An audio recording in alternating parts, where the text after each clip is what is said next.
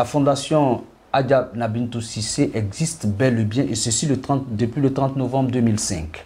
Le président de cette fondation n'est autre qu'un illustre fils d'Odiéné. Il est à la fois opérateur économique et conseiller municipal d'Odiéné, région natale de feu Adja Nabintou Cissé. Nous recevons aujourd'hui M. Touré Nabi pour parler de la fondation dont il est le président et de l'actualité nationale. Bonjour président. Bonjour chef frère. Qui est véritablement M. Touré Nabi, président de la prestigieuse fondation qui porte le nom de la défunte mère du président Alassane Ouattara? Avant de répondre à votre question, je tiens d'abord à dire merci à AGC TV qui me donne cette opportunité. Mais dans ce mois de carême, il est important pour nous d'avoir une pensée pieuse pour tous nos défunts, tous nos martyrs et tous ceux qui ont laissé leur vie dans ce combat pour la Côte d'Ivoire. Je suis Touré Nabi Issouf, je suis d'Odiéné, je suis né à Odiéné. Mon papa est de la chefferie d'Odiéné, il est dans le Grand Kabla, Vakabala d'Odiéné. C'est nous, le chef de canton vient de nos grandes familles là-bas. Et donc, maman vient de Béléban, village natal d'Adja Nabintou Cissé. Et ma maman est du même Kabla que Adja Nabintou Cissé. Et donc, j'ai eu un parcours scolaire un peu délicat, très compliqué, un peu controversé. Du CP1 au CM2, j'étais à Béléban, où je peux retenir que j'ai été président de la coopérative à Béléban. Donc, puis après, je me suis retrouvé à Odiéné, où j'étais encore à la tête des élèves de ma promotion. Dans quelle organisation? Dans la FESI ou non, en ce moment, toujours, c'était au niveau des associations scolaires, au niveau des médias, au niveau de l'écriture, parce que j'aime beaucoup l'écriture, la littérature. Après, j'ai eu mon bac. Quand j'ai eu mon bac, je me suis retrouvé à Abidjan, à Agitel Formation, où, sans le vouloir, je me suis retrouvé à la tête des étudiants. Et puis un jour cette fois-ci avec la FESI? Avec la FESI. Ouais. Et un jour, j'ai un aîné, j'ai préféré tel le nom, qui est l'un des ministres aujourd'hui, m'a appelé dans son bureau, il m'a remis tous mes documents, il m'a dit de quitter son école. Donc je me suis retrouvé en pleine année scolaire au cours casting, où encore je me suis retrouvé là-bas, président. En pleine année scolaire, vous vous retrouvez dans un autre établissement et vous devenez président de la promotion.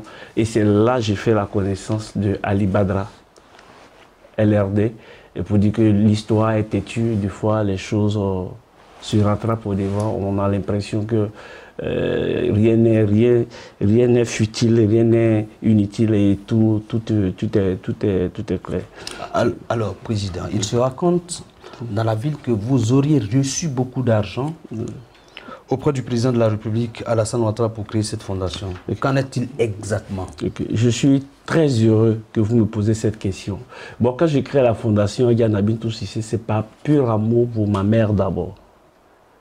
Parce que dans notre tradition islamique, même en spirituel, que ce soit chrétienne et musulmane, on nous dit que notre paradis se trouve au pied de notre mère. Et pour être redevable à ma mère, je me suis dit, il faut que je crée la fondation Adja Nabintou Cissé. Ça, c'était la première option. La deuxième option, c'était qu'à un certain moment, j'ai constaté qu'il y avait un déficit de solidarité au niveau du RDR. Donc, il fallait créer une organisation qui sortait du cadre organique du RDR pour essayer de s'adresser directement à la société civile. Qui n'est pas un mouvement de soutien, vous voulez dire? Pas un mouvement de soutien, mais un mouvement qui allait essayer de fédérer les biens pour aider les militants, parce que les militants s'étaient beaucoup martyrisés. Donc moi, étant étudiant déjà, ceux qui me connaissent, il y a des personnes aujourd'hui qui sont devenues des personnalités qui connaissent mon parcours. Il y a Salih Dabélé Diarra, qui est aujourd'hui chef de cabinet de M. Bruno Nabagné, connaît. Il y a Bamoussa Ouattara, qui est le directeur du port des pêches, ils peuvent témoigner. Étant étudiant, moi, je faisais du commerce. J'étais à la cité des Mermoz. Je vendais les habits. Je vendais tout ce qui pouvait me permettre de vivre, parce que mon père n'est pas riche, ma mère n'est pas riche. Il fallait se battre pour faire face à la vie. Et après, j'ai commencé à vendre des œufs. Et chaque fois que je gagnais, chez nous, on nous apprend un peu des valeurs islamiques, on appelle ce qu'on appelle la zakat.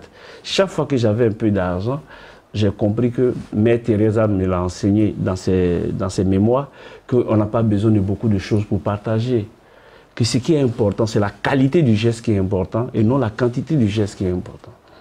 Donc Alassane Ouattara, un jour, apprend dans les journaux qu'il y a quelqu'un qui a créé la fondation Adjana Bintou Cissé.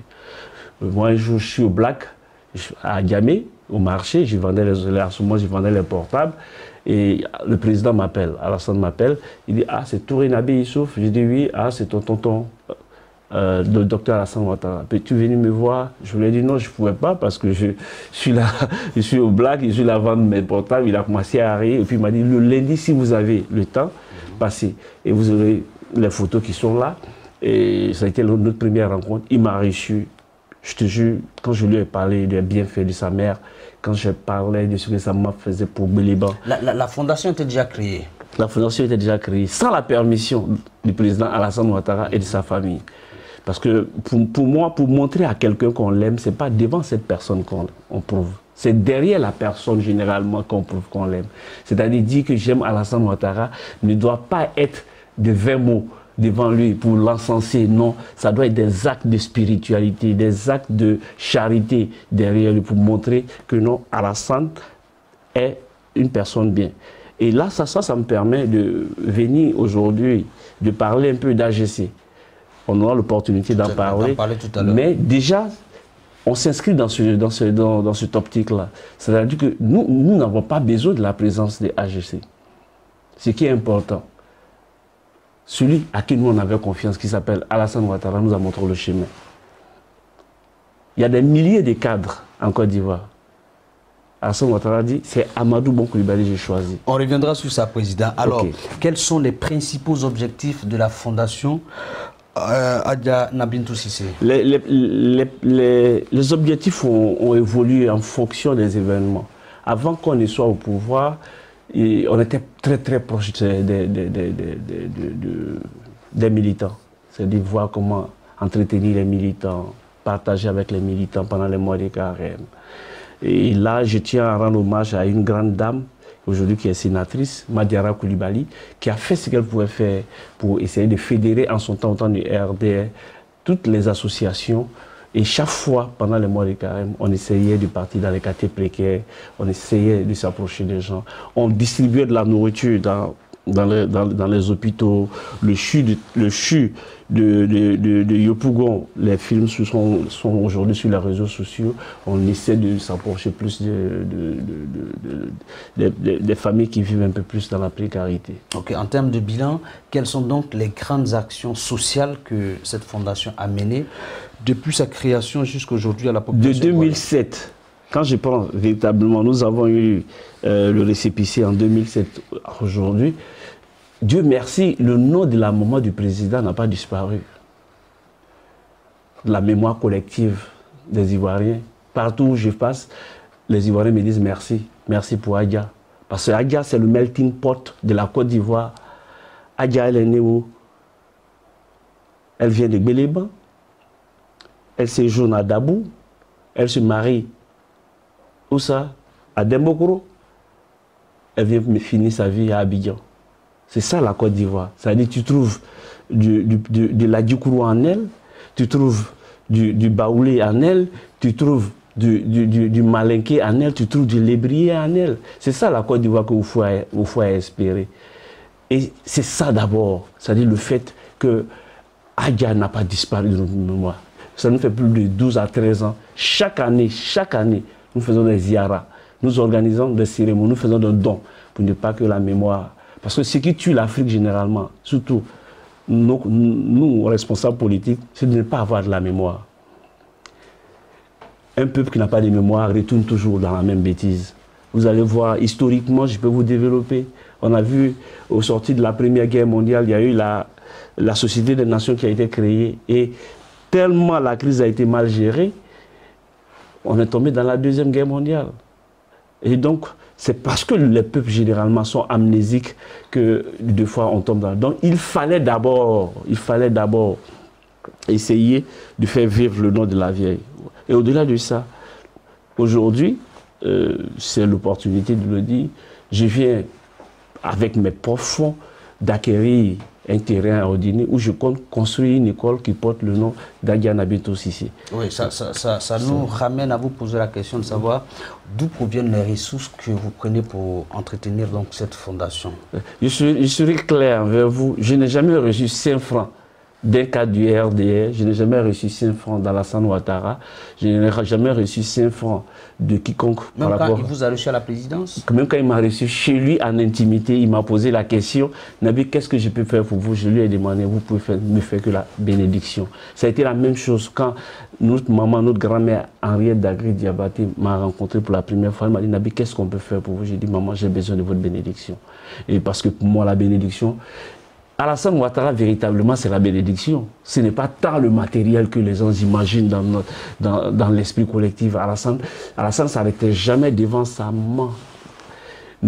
J'ai eu cette chance-là de rencontrer Ibrahim Téné Ouattara un jour qui nous disait que Alassane n'a jamais dit non à sa mère. Mais comment vous voulez que quelqu'un gagne son combat contre cette personne-là? C'est la baraka qui fait les hommes. Ce n'est pas le matériel qui fait les hommes. Alors, comment se fait la communication autour de la fondation pour la faire connaître en Côte d'Ivoire? Donc, je vais répondre. Les fonds, généralement, ça vient de moi-même. Je suis opérateur économique. Et vous allez voir que ce qui fait la différence entre le blanc et le noir n'a pas le sens du partage. Moi, j'ai cette chance-là de beaucoup voyager. J'ai été tout dernièrement en France où j'ai été à la direction des Restos de Cœur. J'ai pu rencontrer des responsables et j'ai vu comment Coluche a créé le Resto de Cœur. Coluche n'était pas milliardaire, il n'était même pas millionnaire, il n'avait même pas d'argent. Mais il était fou. Quand on dit qu'il est fou, ce n'est pas cette folie humaine, ce n'est pas la maladie. Mais il avait cet objectif de rendre service, de partager. Et c'est autour d'une table à manger. Ils se sont dit, mais attends, nous on mange, d'autres ne mangent pas. Nous on prend de la boisson, on s'éclate, mais d'autres n'ont pas cette chance-là.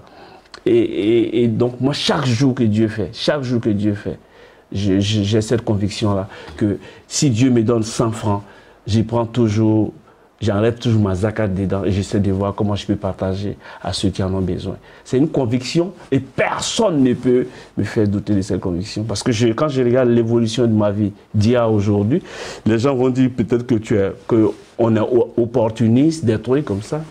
Mais moi, j'ai déménagé à Cocody seulement le 31 décembre 2019.